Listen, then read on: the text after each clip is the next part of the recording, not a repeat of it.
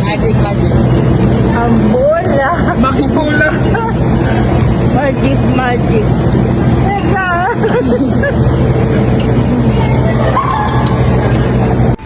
So guys, injury ako. Yung pagtalong ko kanina, hindi ko alam yung paano, hindi naman ako marunong basketball, nagkatuwaan lang. Parang may nag-ano sa likod ko. Kino-cold compress ko lang. Andun pa naman yung asawa ko. So anyway, kaya naman to. Good vibes always guys. Thank you so much.